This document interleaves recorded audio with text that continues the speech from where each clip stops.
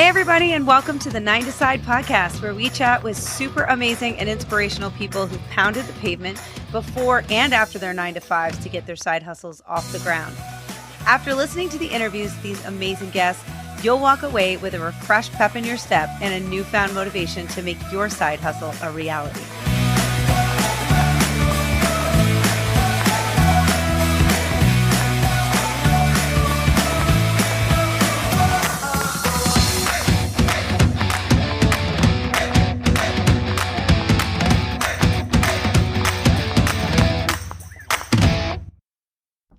Hey, everybody, and welcome to episode 5 of season 2 of the 9 to Side podcast.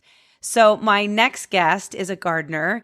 And by gardener, I don't mean someone like myself who would go to Home Depot, which I would never do, but go to Home Depot and buy like a packet of seeds and go into your backyard and plant them and then water them and hope that something happens. I mean, she's a legitimate, very talented gardener who, before she started this side hustle, worked at this incredibly reputable store in this area called Terrain, making terrariums. She did potted arrangements. She ran workshops. So she has that design eye incorporated with plants, like that talent that you look at people and you're just like, if you don't have it, like myself, you're amazed by, which is incredible. So she's always been into gardening thing. And then she became a mom and was looking for something else to do.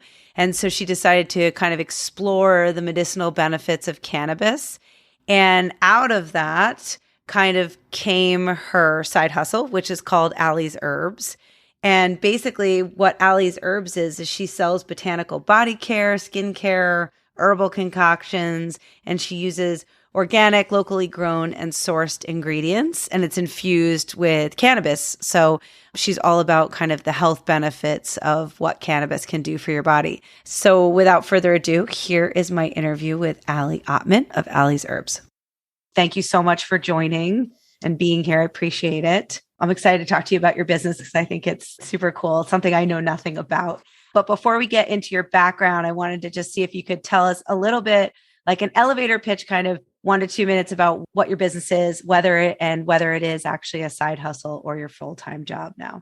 Definitely is a side hustle with the potential to be something full-time if I wanted to, which is why I sort of love what I do. So Ally's Herbs is a botanical body care line and skincare line that I started almost a year ago. So it's sort of exciting. It's a very fresh new business, and I'm pretty proud of what's come along so far in such a short amount of time. So essentially my background's in gardening. So I grow medicinal herbs that I infuse into all my products. So everything is handmade by me in small batches, using all organic ingredients, locally sourced when I don't grow it myself. And yeah, just made with a lot of love and with the love of local and organic and making everything handcrafted and supporting other local businesses and as much as possible. I love it. So it is a side hustle for now, right now. Very cool. So let's back up and tell us a little bit about, because obviously what you do is very specific and kind of plays into your background and what you did before this. So tell us a little bit about yourself and how you kind of came to create your business that is your side hustle now. So I sort of have a more unconventional path, even with regards to even like my profession before starting the Ally's Herbs. So the story sort of begins like I dropped out of college, which is like sort of like sounds like it's like a sad but I really I didn't really have a plan.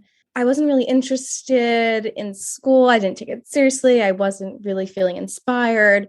So I just left school. It just wasn't for me. I moved home, didn't have a plan, didn't have a job lined up. I was like, I need to figure out what I'm going to do.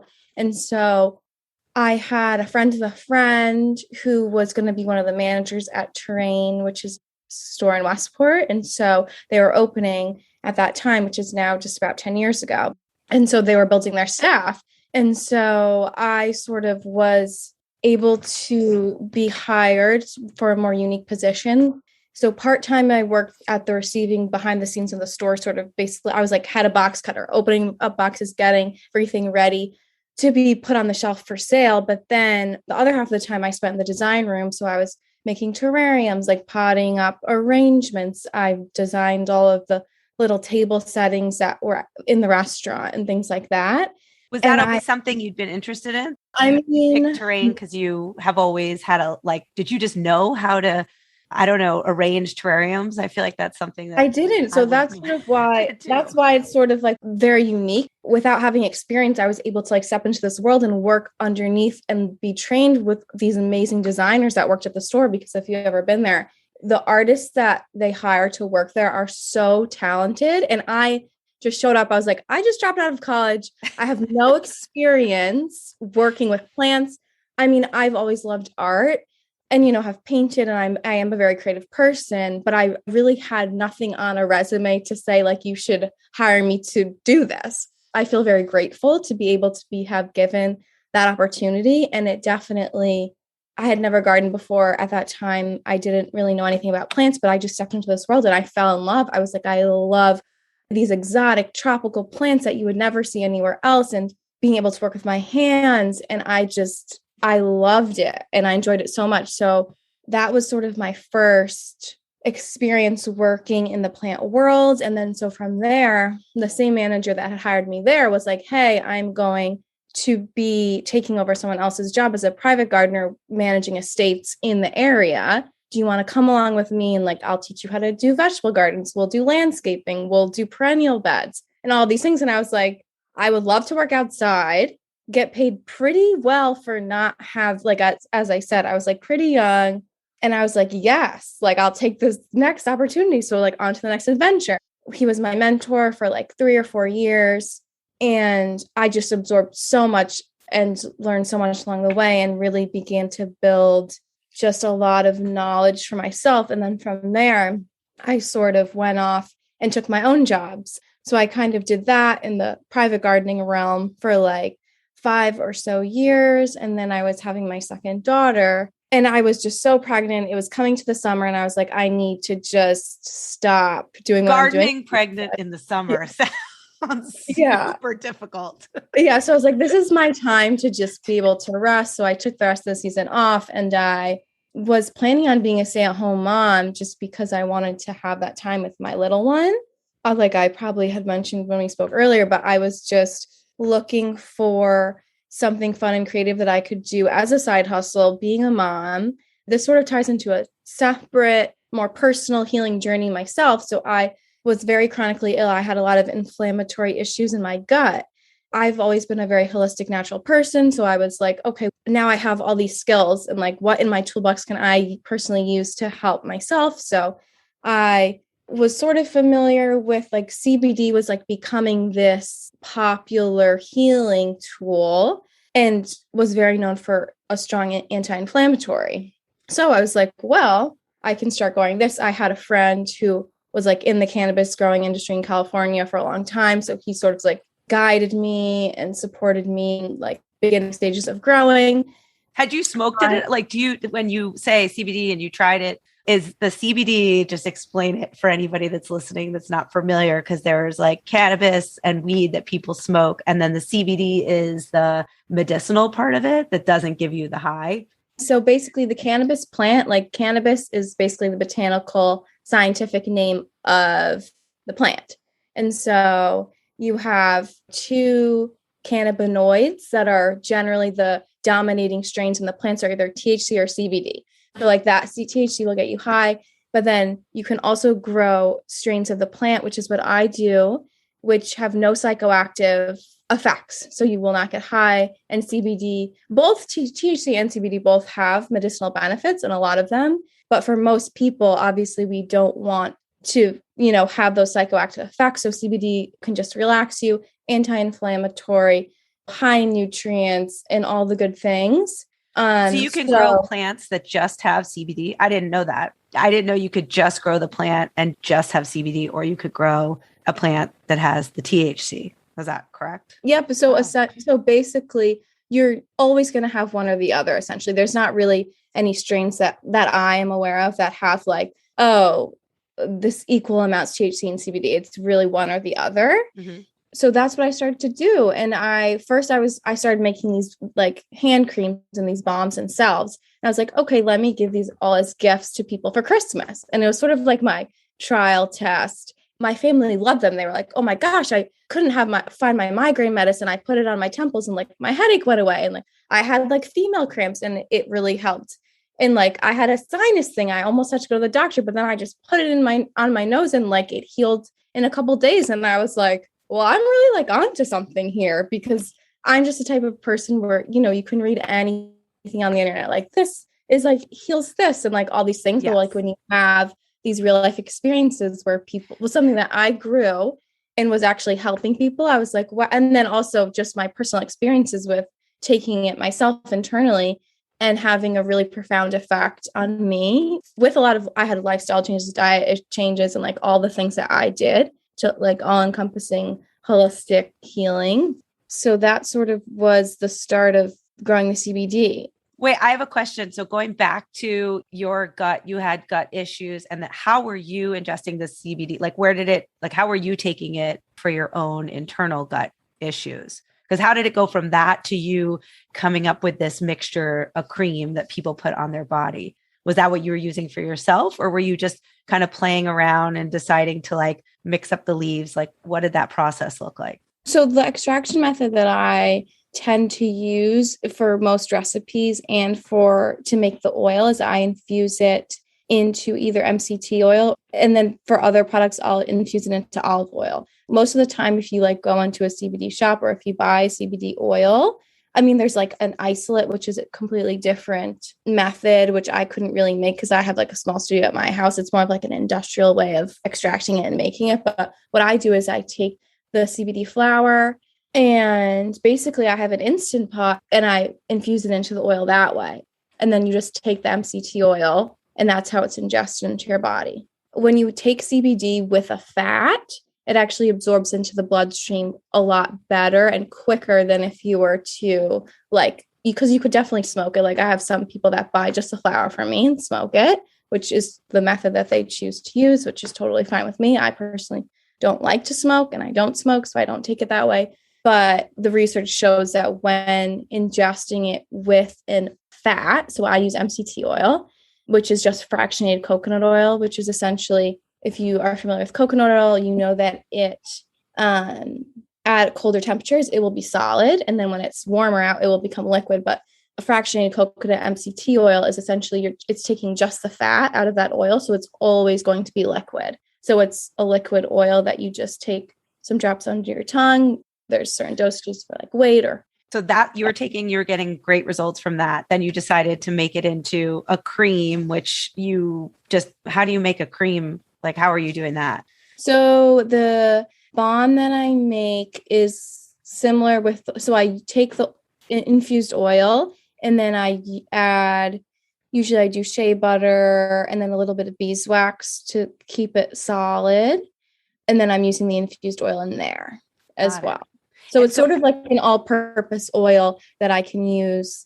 Like I'm starting a new line and I'm going to do like a face oil with CBD oil in it, and which will have like a mix of like jojoba oil, like olive oil mixed in there too. But primarily most of the products that I make start with the infused CBD oil and then adding other ingredients to that to either make like a cream balm, chapsticks, lotions, and things like that.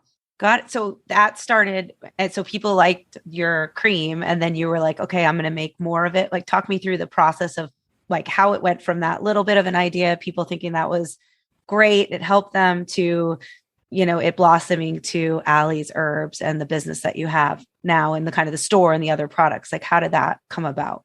Yeah. So like I said, it was like Christmas 2020, I think. And I had, that was sort of, as I said, my trial. I gave it all as gifts and people were giving me a lot of great feedback. And I was feeling a lot better too. And I was like, well, if there is interest in what I'm making, I just really enjoy doing it. I was like, I love working with my hands, already being a gardener. And this is sort of another way of being very hands-on and getting to be very creative, making my own recipes. I had so much fun doing it. I'm like, what else can I make? Like, this is so fun. From there, I continued to make different products, like I mentioned, facial oils, body scrubs, and then not even only CBD. I grow a lot of other medicinal herbs and I make some teas and tinctures and all sorts of herbal medicinal products. And I just started to hand out more samples to all my family and friends. That's sort of how I did it. And I just love going to farmers markets. I always have and love supporting small businesses. And I'm like, well, like walking around the farmers market, I'm like, I feel like I could do something like this. And then the next step for me was once I created all of my samples and all the products. I first had everyone, all family and friends. I was like, here, try this, try this, try this. And people were loving it. They're like, oh, this is so fun. Like I get to try all of your new products. How did you get the samples? Did you come up with like specific recipes so you know exactly like you worked out the samples, or are you kind of like mixing concoctions together? Like once you tested them to family and friends, you're like, okay, this is my recipe for the lip balm and this is it. And they're like set recipes that you kind of have. Is that how it works? Yep. So I definitely played around with the recipes the most for myself. And then once I was like, this is it. Like I did so much research online. So what I would do is I would look and see what other people are doing and then try and find whatever ingredients that I liked. I would incorporate and then edit and then find the right, balance of my specific product because I want it to be unique to me. And so I would just create the products that way. And then once I had the recipe down, then I would pass it off to my sampler group. Then I started to sell things. Like I started off with an Etsy. And then what I did from there is I started to go to local businesses because luckily living in Fairfield County, especially like Southern Fairfield County, there is such the desire for the type of products that I make is like very high. It's like people love the artisanal, handcrafted.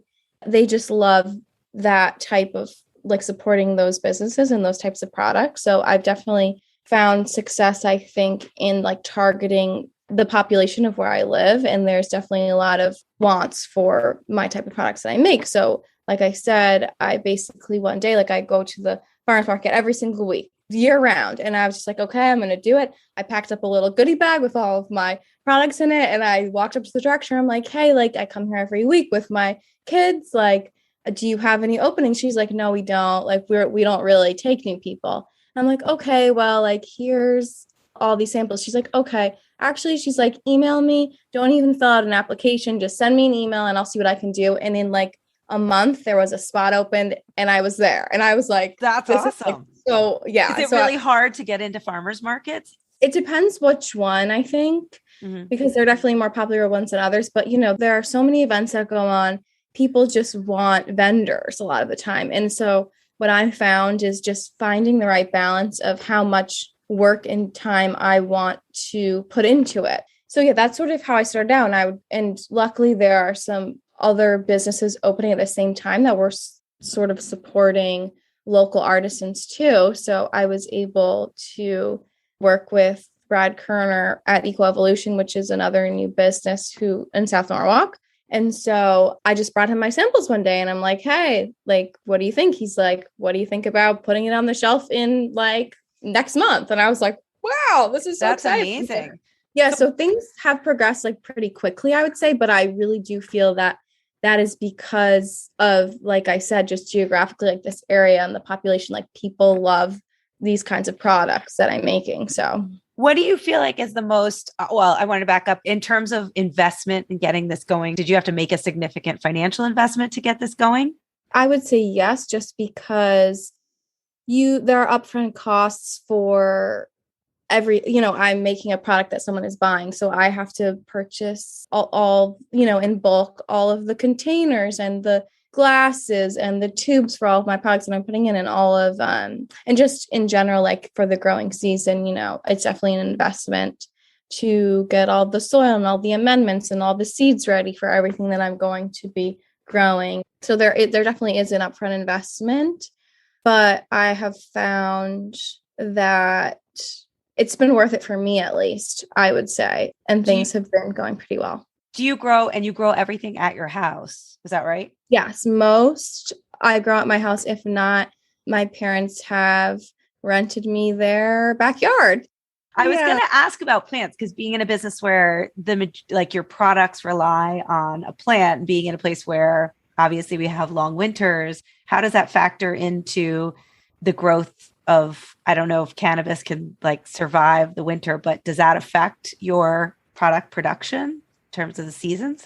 Not necessarily. So cannabis is an annual plant. So either way, it grows in one season and it does not overwinter, or you're not saving a plant for years to come. You're planting new plants every year and harvesting that same crop. And then you're composting whatever materials are left over of that plant. So, but at the same time, like cannabis specifically is a pretty easy plant to grow. But the process of its slang term is called a weed for a reason, because it grows like a weed. So generally it's very easy to grow. Actually, in like the Midwest, like it literally grows as a weed, like on the side of the highway and like all over the place, which is like really bizarre to me. I did not know that. I would say as long as you know, like I just know from experience and having the previous knowledge of the things that I grow, I know will do well, are tolerable to conditions, have a specific growing season.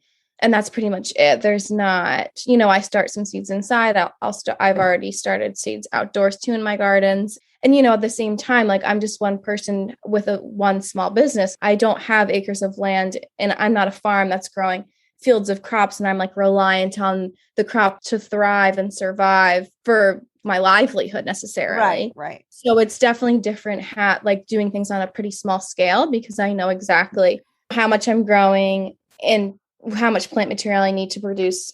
I'm now, like last year I grew 20 plants. So now this year I'm going to try and grow like 30 to 40. So it's like, I'm definitely, as I understand how much work I can put in and time and energy, I'm like, okay, this is how much I tackled last year. Like, let's up it up a little bit and see how that goes.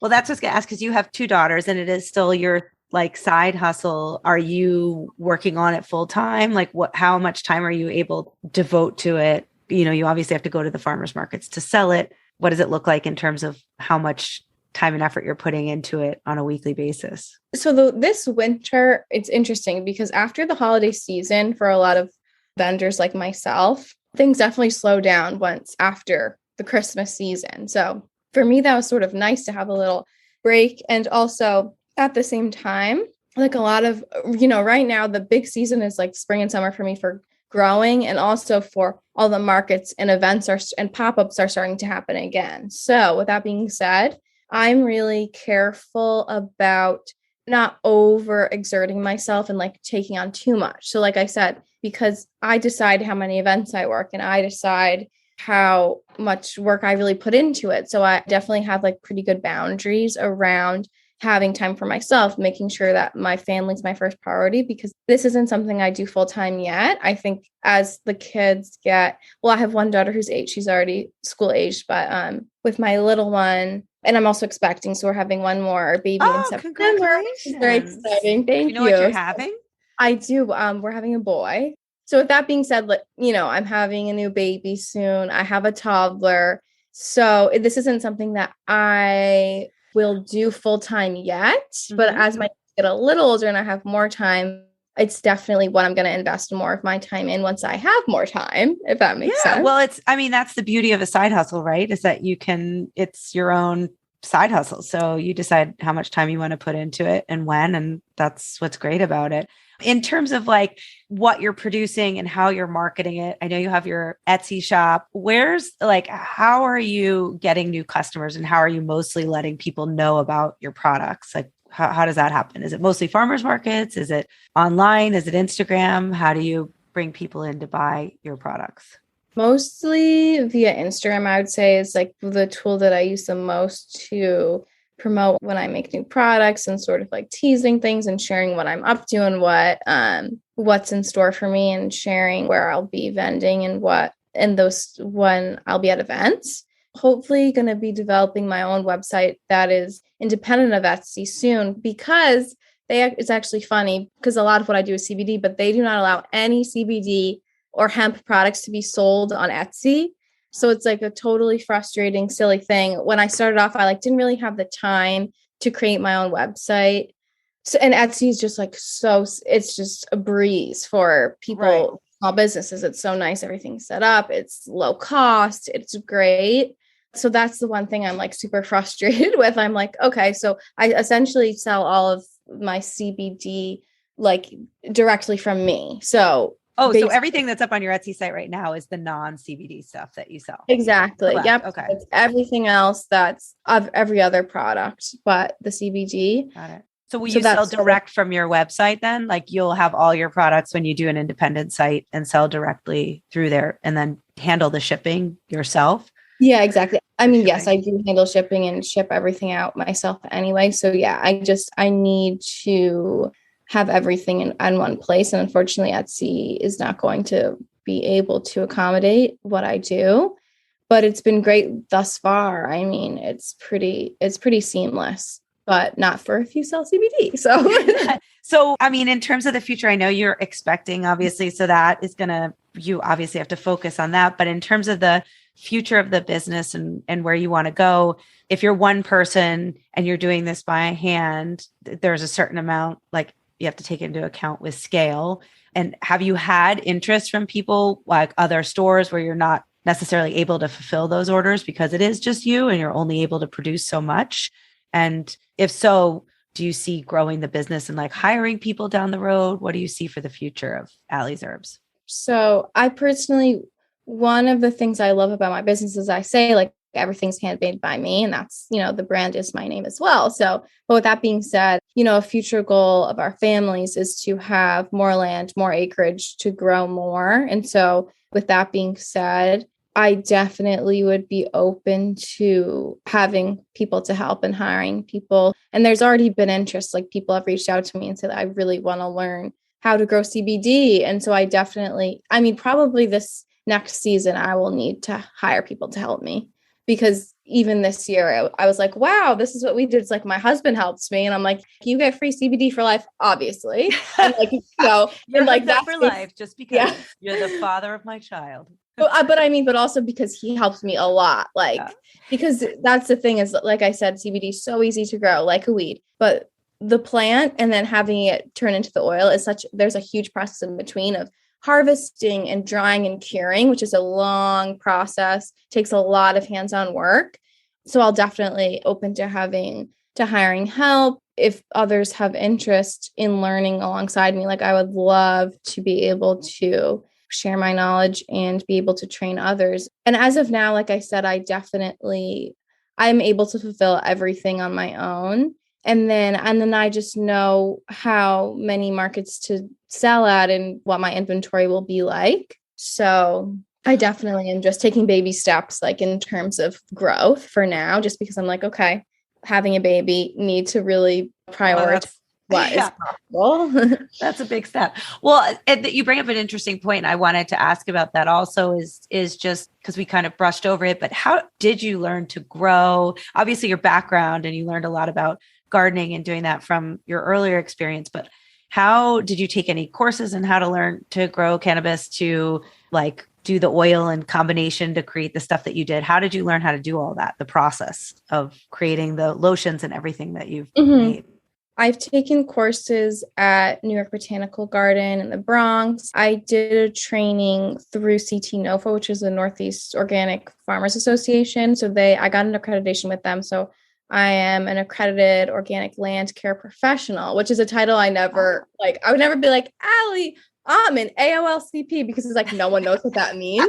But is that required? Like, is that something that people look for? Like in order to sell products or anything, do you need accreditation in anything? No, this is more of just for experience and knowledge in gardening. So those are more of my formal trainings with that. And then in terms of creating the products and growing the cannabis and medicinal herbs, I really just learned on my own, essentially, just by doing a lot of research and just trial and error and figuring out how things work, testing my recipes a lot, and then coming up with products that work. So it really has been like I literally wear all the hats and do everything and have taught myself most of literally everything that I do. So, but not really any formal training with cannabis growing.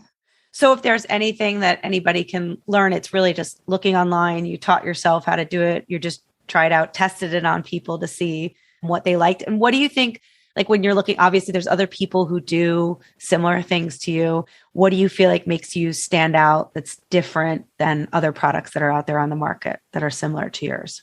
I would say definitely that I grow the plants that I infuse into the products and make them myself, because there are plenty of other small businesses that make products very similar to mine, but no one that I'm aware of, at least locally, grows the herbs in their garden and infuses them like doing it.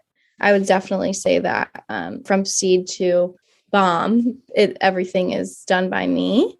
So that's definitely what sets Ally's Herbs apart from most other of the small businesses that I'm aware of, at least. Well, cool. And how long does it take from the growing to actually creating a product? What is that process? Is that 6 months? How long does that take, the whole process of getting it from the plant into like a full, complete product?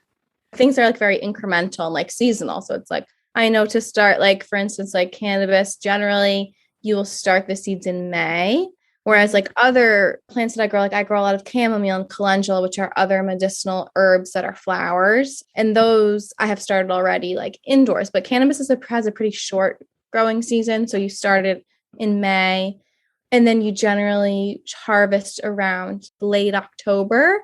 And so then from there, cannabis specifically, like a lot of the other herbs, I harvest them and dry them, and then will infuse into oil. And then so with the cannabis, I will dry, and then there's like a curing process as well where it's essentially bottled, and then there's like time periods of allowing the air to cycle in. So from May, harvest in October, and then usually by like mid-winter, things are ready to be used and made into oil. And then the oil process, I mean, it takes about a few hours to a day, depending how much you're making, how big your batches are. So it's mostly like the plant, like the process you have to go through of the plant, harvesting it and getting it ready.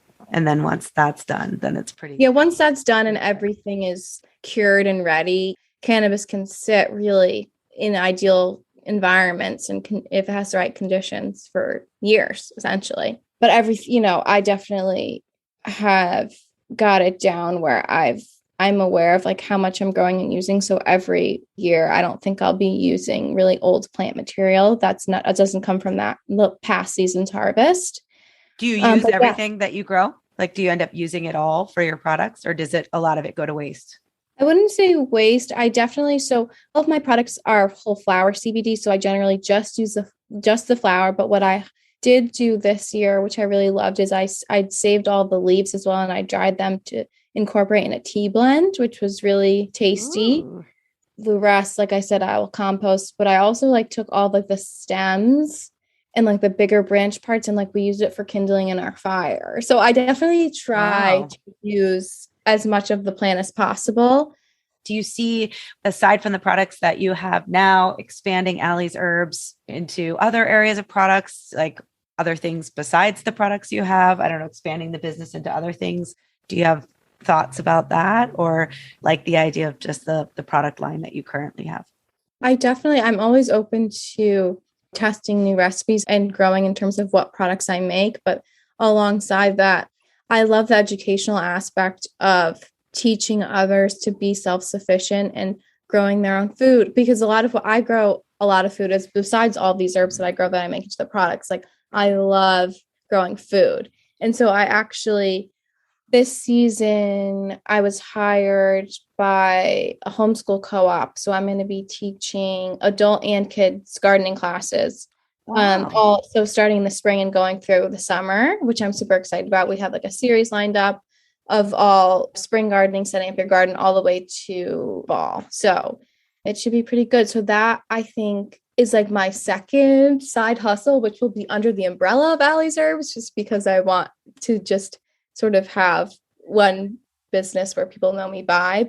So that's sort of another passion of mine and love is just being able to share my knowledge and empower others to do things similarly. if they want to, or if there is interest. And I find that there definitely has been, especially with like the COVID, the lockdowns, everybody started gardens, but then they're like, at least a lot of people that are reaching out to me for help are like, I started this garden in COVID, but there's a lot of like anxiety about growing a garden. So in closing, I just want to ask, like, if there are people listening to this podcast who are interested in starting something similar, have a product like yours, making some product that they have at home, what kind of tips and advice would you give to people in a similar space to you who are starting a side hustle? I think definitely go at your own pace and set expectations, but with boundaries, I think. And also just have the confidence that you can do your own thing and have it be successful as long as you put yourself out there. Definitely, I think what I just showing up at business and being like, hi, nice to meet you. Here are my samples. It seems awkward and uncomfortable because it can be, but I think putting yourself out there, if you really are going to be starting a small business that is run by yourself and solely by yourself, you really do have to put yourself out there and utilize social media and things like that and local tools that you can find. And just by going to farmers markets, going to other shops that carry local products is another huge way that I have been able to grow too. So definitely, I think just putting yourself out there to grow is the only way you really can do it if you're doing it by yourself. It's really good advice. Definitely have to do that in order to make something happen. So lastly, just tell everybody where they can find you online and anywhere else on Instagram. Yeah, where they can follow you. So primarily I'm on Instagram and that's just Ally's Herbs. And then you can shop my Etsy page, which is just allysherbs.com. Cool. Yeah. All right. Well, thank you so much. It was so great having you on. I really appreciate you taking the time telling us about your business. And I wish you the best of luck with everything.